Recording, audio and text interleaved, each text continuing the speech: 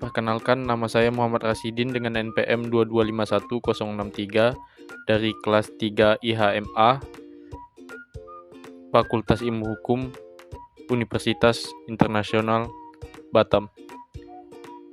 Baiklah, guna untuk memenuhi tugas UAS, adapun kelompok kami mengambil kasus yang berjudul Analisis Kasus Delimitasi Continental Shelf antara Nicaragua versus Kolombia, yang mengangkat isu sengketa maritim antara Nicaragua dan Kolombia.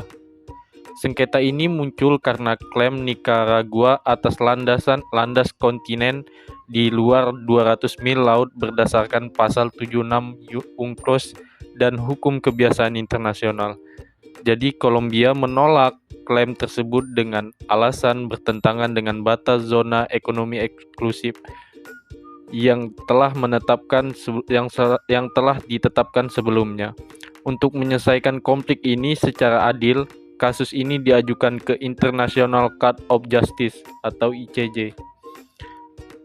Latar belakang dari kasus tersebut, sengketa ini dimulai ketika Nicaragua mengklaim landasan kontinen yang melebihi 200 mil laut yang mencangkup wilayah zona ekonomi eksklusif milik Kolombia.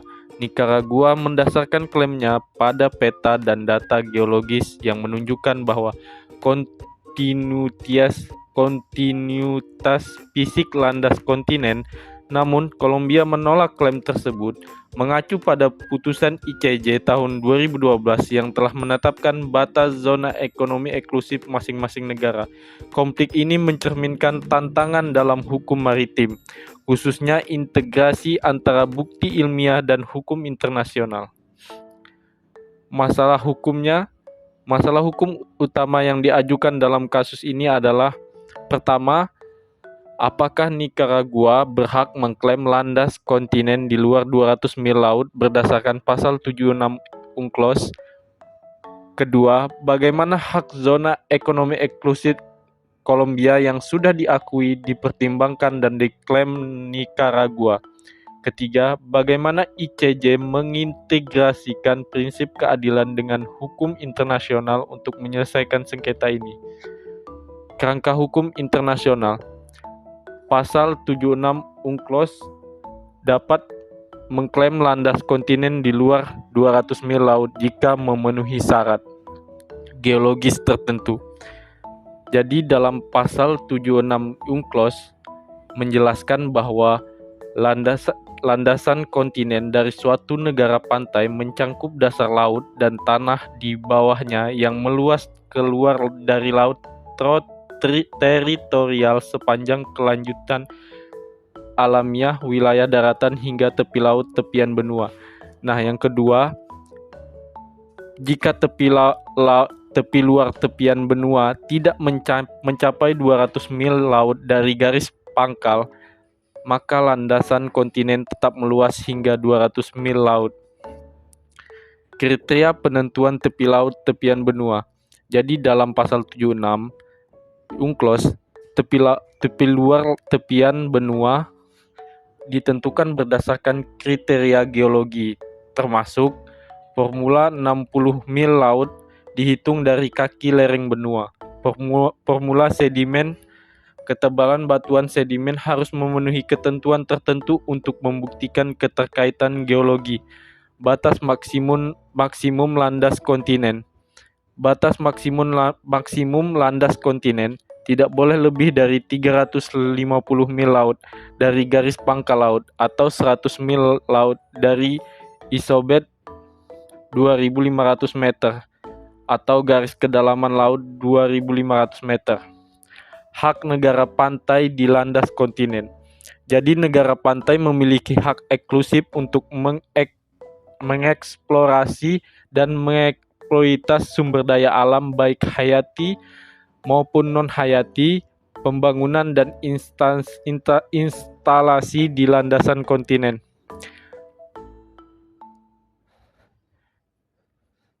Jadi hukum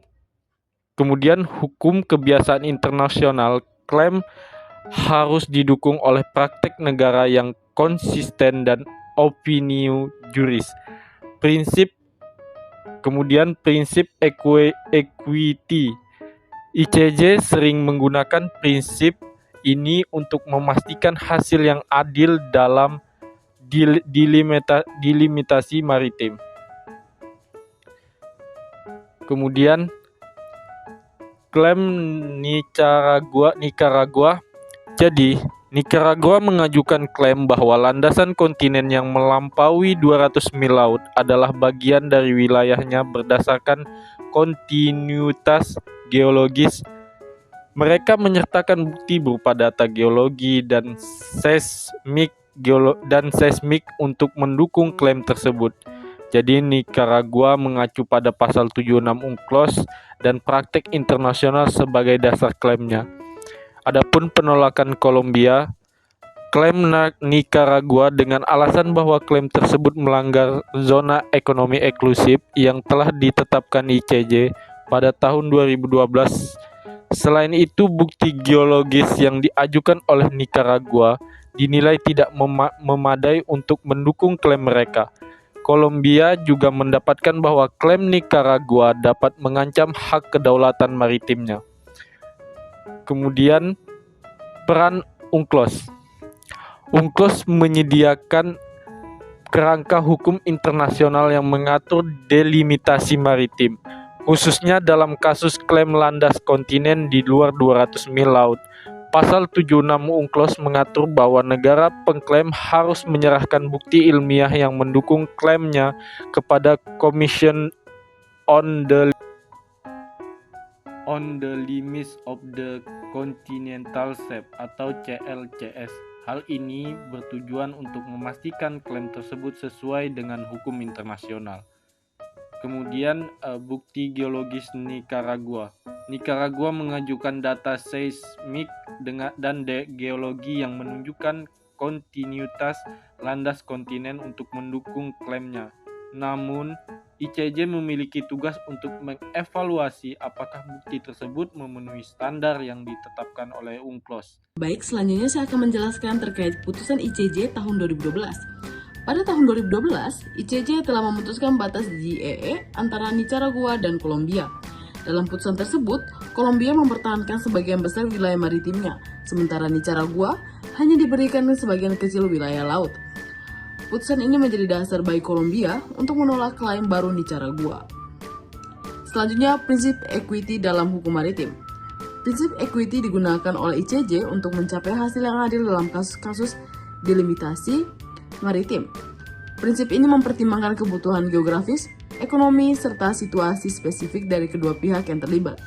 ICJ menganggap prinsip ini sangat penting dalam menghasilkan keputusan yang tidak hanya legal tetapi juga adil bagi kedua negara. Kemudian pertimbangan ICJ. Dalam kasus ini, ICJ mempertimbangkan beberapa hal. Validitas bukti geologis Nicaragua, pengakuan hak GEE Kolombia yang telah diakui sebelumnya, serta keseimbangan antara klaim hukum dan prinsip keadilan untuk mencapai solusi yang adil. Putusan ICJ. ICJ menyatakan bahwa klaim Nicaragua membutuhkan bukti tambahan untuk diverifikasi lebih lanjut. Sementara itu, hak GEE Kolombia tetap diakui. ICJ juga menekankan perlunya penyelesaian lebih lanjut untuk menghindari eskalasi konflik antara kedua negara. Kemudian analisis mahasiswa, di mana dalam kasus ini menyoroti pentingnya bukti ilmiah dalam mendukung klaim hukum maritim.